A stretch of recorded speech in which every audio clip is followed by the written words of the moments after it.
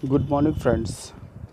आज का विषय है हमारा insulin hormones and oral hypoglycemic drugs. Oral hypoglycemic drugs कौन सी होती हैं, क्या उनका फंक्शन होता है, कैसे काम करती हैं, किस ऑर्गन के काम करती हैं और इसमें कौन कौन से ऑर्गन इन्वॉल्व रहते हैं। तो आज हम इसके बारे में जानेंगे। ओरल हाइपोग्लाइसेमिक ड्रग्स बेसिकली इसमें हमारी एक डायबिटीज़ आती है।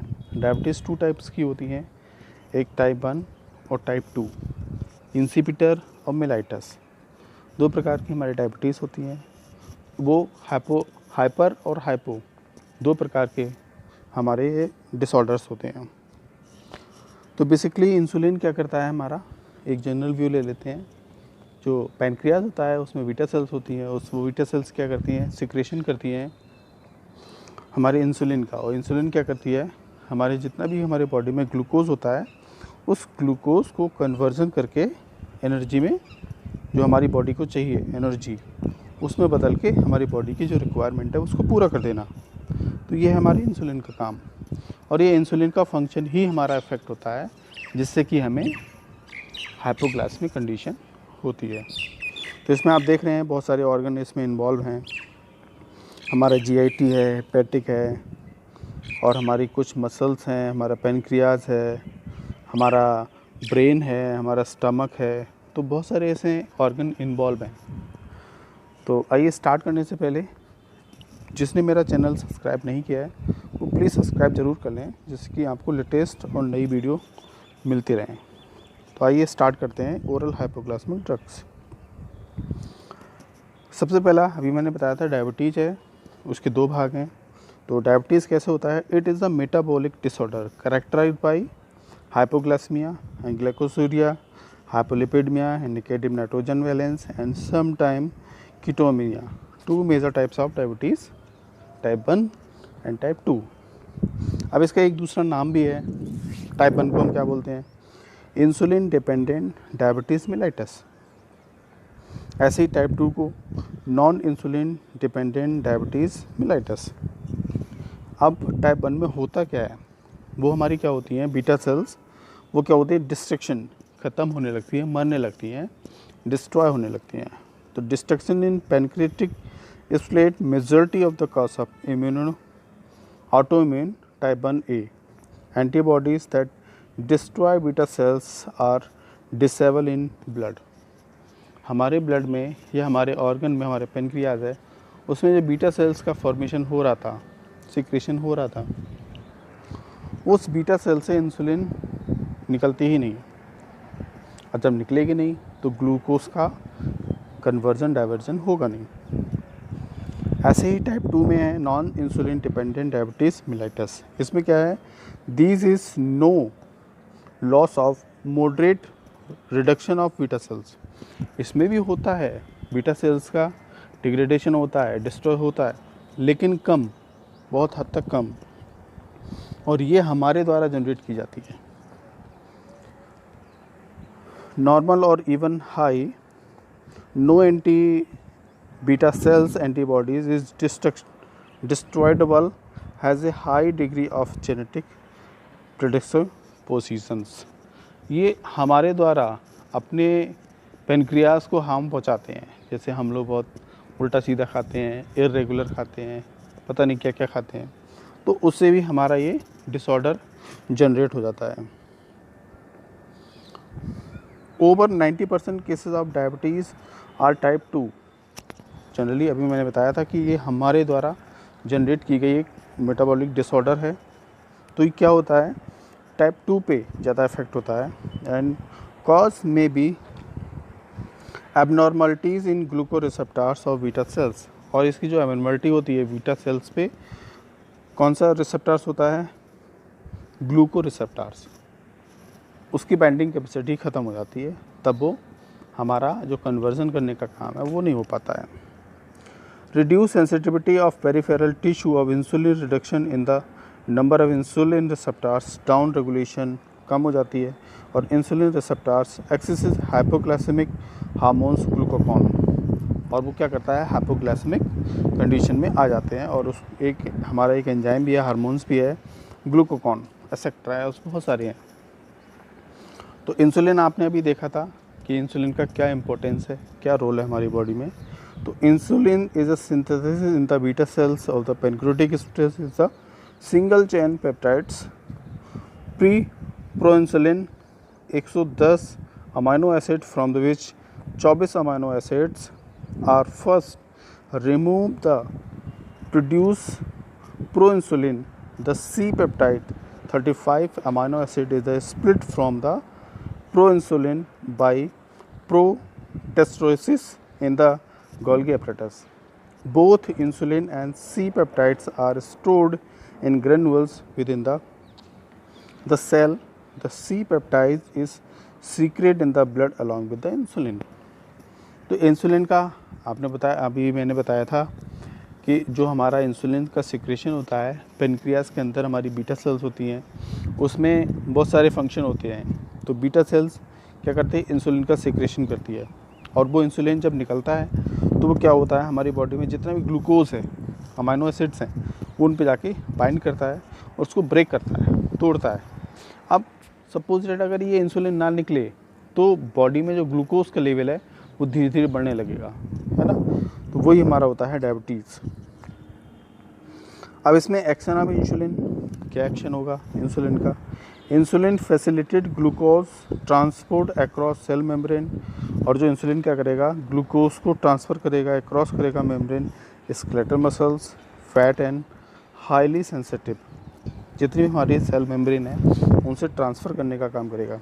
Insulin facilitate glucon synthesis from the glucose in liver, muscles and fat is stimulating by enzyme glucagon synthesis। और जब वो ट्रांसफ़र हो जाएगा मेम्ब्रेन के थ्रू, फिर वो क्या करेगा, ग्लूकोकॉन सिंथेसिस करेगा ग्लूकोज इन लीवर से फंक्शन करेगा। और वो कौन सी मसल्स हैं हमारी, fat muscles, for the stimulating enzyme glycogen synthesis, और ये फंक्शन होगा। It also inhibit the glycogen degrading enzyme prostophylaceous decrease in the glycolysis in the liver। और एक ग्लाइकोलाइसिस की रिएक्शन होती है, वो लीवर में होती है, और वो क्या होता है, ग्लूकोज का ब्रेकडाउन होता है। इंसुलिन इनहिबिट द ग्लूको, अब ये इंसुलिन जब इनहिबिट करेगा, मतलब कम होगा, तो क्या होगा, ग्लूकोज पे बाइंड करेगा, फिर क्या करेगा, ग्लूकोजेनोसिस एक रिएक्शन होती है फ्रॉम द प्रोटीन, जो हमारे अमाइनो एसिड्स से उनको ब्रेक करेगा, इनहिबिट करेगा। Protein FFA and the glycerol in the liver, और ये लीवर में इसका फंक्शन होगा।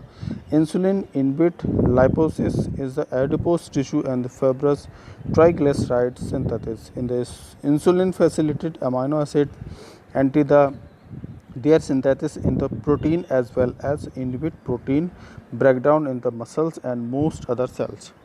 सेम इंसुलिन क्या करेगा, हमारे ग्लूकोज का ब्रेकडाउन करके जितनी भी बॉडी में रिक्वायरमेंट है वहाँ पे वो उसे ट्रांसफ़र कर देगा, और वो बॉडी का ऑर्गन अपने हिसाब से उस एनर्जी को कंज्यूम करेगा। यूज़ ऑफ इंसुलिन, क्या यूज़ है, कुछ यूज़ हैं इसके। In the treatment of type 1 insulin dependent diabetes IDDM, diabetes keto acidosis, diabetic coma, जिसको ज़्यादा हो जाती है तो इसमें भी इसका यूज़ होता है। पहले हमने देखा था ओरल हाइपोग्लाइसेमिक के बारे में, अभी इंसुलिन के बारे में पढ़ा था। अब ओरल हाइपोग्लाइसेमिक एजेंट्स के बारे में थोड़ा सा ओवरव्यू देखेंगे। क्या है ये ओरल हाइपोग्लाइसेमिक, ओरल मतलब ओरली, मुंह के द्वारा लिया जाने वाला, और हाइपो मतलब कम, और ग्लाइसेमिक मतलब हमारी बॉडी में जो ग्लूकोज का लेवल है वो कम कैसा है। ऐसी कौन सी ड्रग्स हैं जिससे हम अपनी जो बॉडी में हमारा ग्लूकोज का लेवल कम हो रहा है उसको हम कैसे बढ़ा सकते हैं। These drugs lower blood glucose level and are effective orally in the treatment of diabetes mellitus। इसके कुछ क्लासिफिकेशंस हैं। इन्हांस इंसुलिन सिक्रेशन, तो इसमें सल्फोनाइल यूरिया होगा। अब सल्फोनाइल यूरिया में बहुत सारी ड्रग्स हैं, टलबुटामाइड है, क्लेमेप्राइड है, और हमारी ग्लिमेप्रिडीन है। ऐसी बहुत सारी ड्रग्स आती हैं। इसमें कुछ ड्रग्स मैंने यहाँ पे मेंशन की हुई हैं। ऐसे ही जो दूसरा है मैग्लीनाटाइड फिनाइल एलामाइन एनालॉग्स, जो इसमें हमारी है रिफाग्लेडिन्स एंड नीटाग्लेडिन, ये 2 ड्रग्स हैं।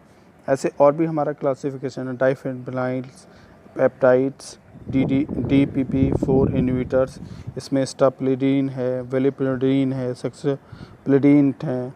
तो इसमें ओवरकम इंसुलिन सिंथेस विगेनॉइड्स है, इसमें मेटफॉर्मिन है, सबसे ज़्यादा यूज़ होती है।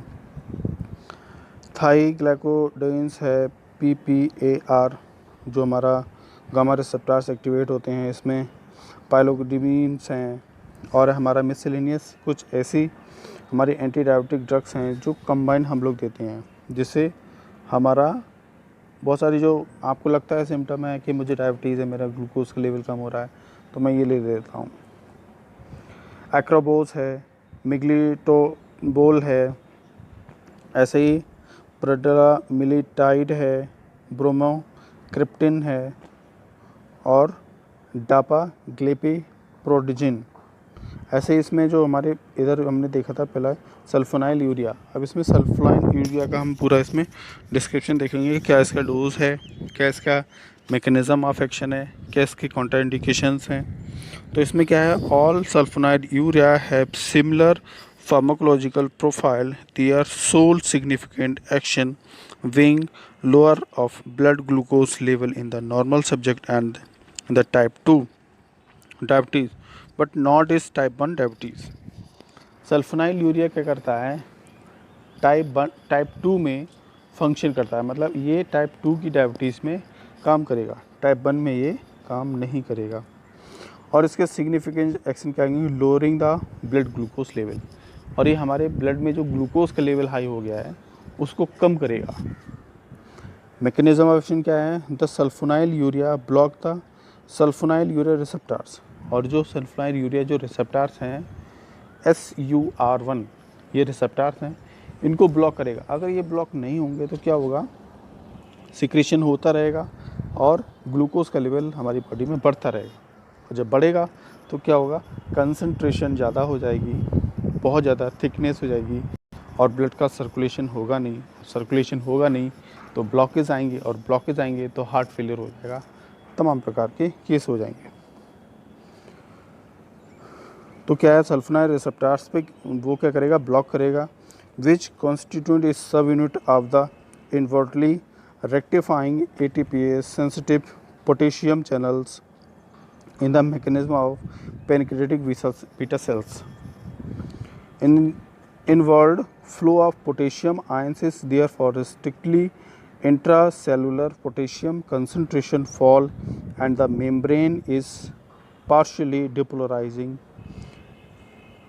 chloride channels opening as well as release of chloride from the intracellular store।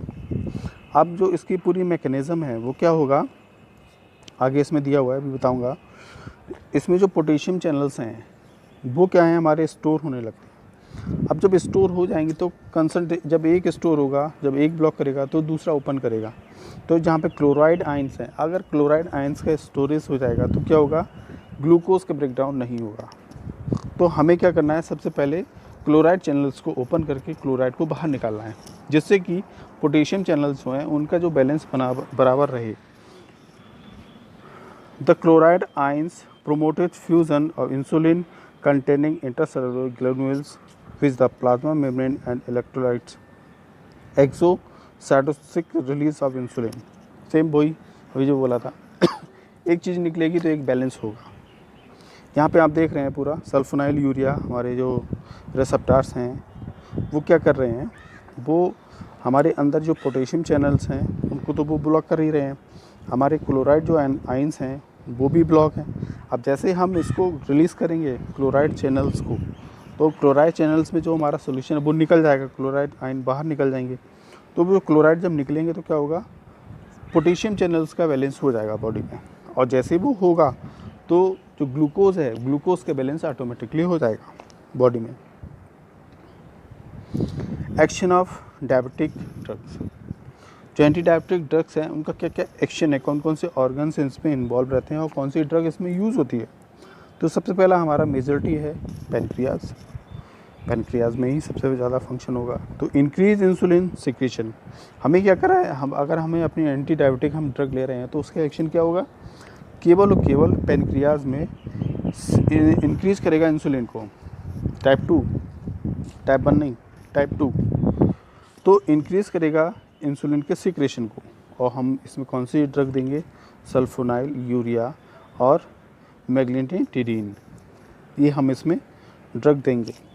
ऐसे दूसरा है हमारा लीवर, लीवर क्या करेगा, decrease hepatic glucose production. Liver क्या करेगा जो ग्लूकोज का प्रोडक्शन हो रहा था उसको थोड़ा सा कम कर देगा। अगर ग्लूकोज का लेवल लगातार बढ़ता रहे, लीवर अपना फंक्शन करता रहे, तो क्या होगा, ग्लूकोज का लेवल हमारी बॉडी में बढ़ जाएगा, और जब बढ़ जाएगा जो एक्शन होगा वो अफेक्ट हो जाएगा। तो इसमें हम कौन सी ड्रग देंगे, मेटफॉर्मिन। ऐसे इंटेस्टाइन का भी फंक्शन हमें थोड़ा कम करना पड़ेगा, जिससे कि ग्लूकोज का लेवल कम हो जाए। तो डिक्रीज एब्जॉर्प्शन, अब जब एब्जॉर्प्शन ही हमारे इंटेस्टाइन में नहीं होगा तो क्या होगा, जो भी हमारे फूड मटेरियल में जो भी इंग्रेडिएंट्स हैं उसका एब्जॉर्प्शन होगा नहीं, तो डिक्रीज एब्जॉर्प्शन। इसमें हम ना क्या लेंगे, एकाबोज, और इस डिक्रीज जीआईटी मोटिलिटी, और जो फंक्शन है हमारे जीआईटी का वो भी कम हो जाएगा। तो इसमें हम लोग GLP-1 एगोनिस्ट लेंगे।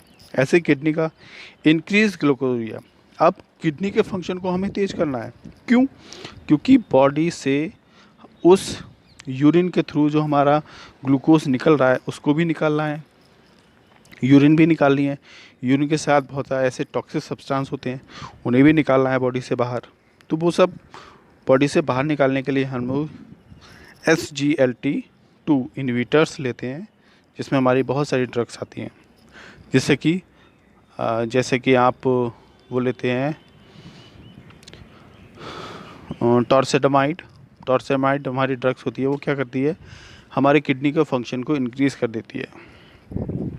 ऐसे ही है हमारी एडिसोसाइटिस एंड स्केलेटल मसल्स, इसमें क्या होगा, इंक्रीज इंसुलिन सेंसिटिविटी ग्लूकाथायोजन इसमें हमारी मसल्स की एक्टिविटी बढ़ जाती है, इंक्रीज़ हो जाएगी, जैसे कि जो मसल्स में जो हमारी इंसुलिन है, इंसुलिन अच्छा फंक्शन करे और उस इंसुलिन से जो ग्लूकोज है उसको कन्वर्जन करके बॉडी में जो ATP या ADP की रिक्वायरमेंट है वो पूरी हो सके। Pharmacological action, sulfonyl urea provide the breakdown of insulin from the pancreas.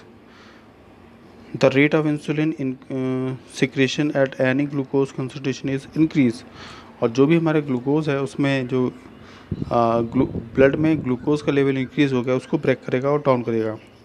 Reduce glucagon secretion produced by the increasing insulin and the somatostatin release. Directly extra pancreatic action of sulfonylurea, ये क्या करेगा, increase करेगा insulin के receptors को और वो open हो जाएंगे, और ओपन करेंगे वो टारगेट सेल ऑफ द इन्विटिंग ग्लूको, जो जेनोसिस की रिएक्शन है वो लीवर में, वो फंक्शन रेगुलेट हो पाएगी। ADME, all sulfonylurea as well absorb orally अभी हमने बोला था ओरल हाइपोग्लाइसेमिक है, तो हम लोग इसे ओरली लेंगे, और ओरल में क्या करेगा, and the 90% more bond the plasma protein, और 90% तक जो ड्रग है वो प्लाज्मा से प्रोटीन से बाइंड हो जाएगी। They are primarily metabolize in liver and are extruded in urine, और बॉडी से बाहर निकालने का हमारा क्या करेगा, यूरिन काम करेगा। एडवर्स इफेक्ट्स क्या हैं, hypoglycemia, nausea, vomiting, flatulence, diarrhea and the hypersensitivity reaction में भी प्रोड्यूस, ये सारी रिएक्शन हो सकती हैं बॉडी में। Contraindications in avoid the hypoglycemic condition, it should be not given during pregnancy and milk feeding mother। हम लोग हाइपोग्लाइसेमिक जो कंडीशन है अगर उसमें है प्रेग्नेंट लेडी में, तो प्रेगनेंसी के टाइम हम इसे नहीं देंगे। इंटरेक्शन क्या है, तो इसमें फिनाइलबुटाजोन है, सल्फोनाइल्स है, ये क्या करेंगे, enhance the action of sulfonyl urea को बाइंड करके कम करेंगे। ऐसे सिमेटिडीन है, कीटोकोनाजोल है, सल्फोनाइल में पारफ्लिन है, ऐसे ये तमाम ड्रग्स हैं वो क्या करेंगे, enhance the action of sulfonylurea by the inverting metabolism of sulfonylurea. Salicylates, propranolol, sympatholytics, Anti-hypersensitivity are the enhance the action of sulfonylurea inhibiting the glucogenesis reaction. ऐसे ही phenobarbital, phenytoins, rifampin, chronic alcoholism reduce the action of sulfonylurea by the increasing the metabolism of sulfonylurea. Corticosteroids, thiazides, and many drugs are contraceptives reduce the action of sulfonylurea, suppress the insulin release. And the last is option is uses. It is used to lower of blood. किसमें lower of blood glucose level in normal subject and in type 2 diabetes but not a type 1. इसमें हम देते हैं. वैसे दूसरी drug हमारे metformin के अगर metformin is a biguanides derivatives compound. It differs markedly from the sulfonylurea, cause little or no hypoglycemic in the non-diabetic subject as well as in diabetic episode of glycemic are rare. Mechanism of action इसका क्या है? Recent studies have recognized activation of AMP dependent protein kinase जो हमारा है उस पर act करेगा at the play of circulating role of mediating the action of metformin. The key of then the which are इसमें ये हमारे कुछ की हैं, कुछ पॉइंट्स हैं. इनमें क्या करेगा ये metformin? It suppress hepatic glucogenesis and the glucose output from liver. Suppress करेगा, कम करेगा लीवर के फंक्शन को. It enhance insulin mediate glucose uptake in and deposit in the skeletal muscles and fat. और जो इंसुलिन है जो ग्लूकोज का conversion होके हमारे एडिपोज हैं, फैट टिश्यू, मसल्स हैं उसमें डिपॉजिट करेगा और वहाँ से एनर्जी रिक्वायर्ड होगी और एनर्जी हमारे मसल्स को मिलेगी और मसल अच्छे से फंक्शन कराएगा. इस interfere the mitochondria respiration chain and the promote peripheral glucose utilization through anabolic glycolysis.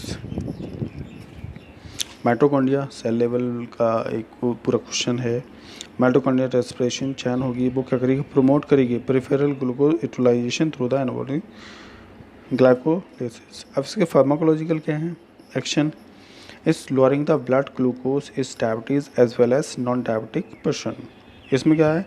Glucose level diabetes as well as non diabetic दोनों ही कंडीशन में इसको दिया जाता है. Enhance glucose storage in skeletal muscles. और ये क्या करेगा? मेटफॉर्मिन ग्लूकोज को हमारे स्केलेटल मसल्स में जमने नहीं देगा.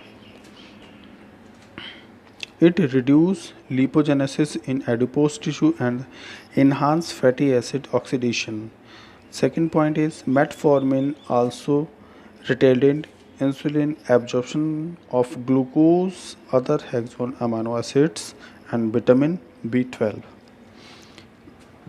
इसकी ADME क्या है? It is given by orally ले सकते हैं, oral route से ले सकते हैं, and metabolism लीवर में मेटाबोलाइज होके और ये यूरिन के थ्रू बॉडी से बाहर निकल जाएगी. Adverse effect abnormal pain, anoxia, bloating, nausea, metallic taste and mild diarrhea the triglycerides may be produce.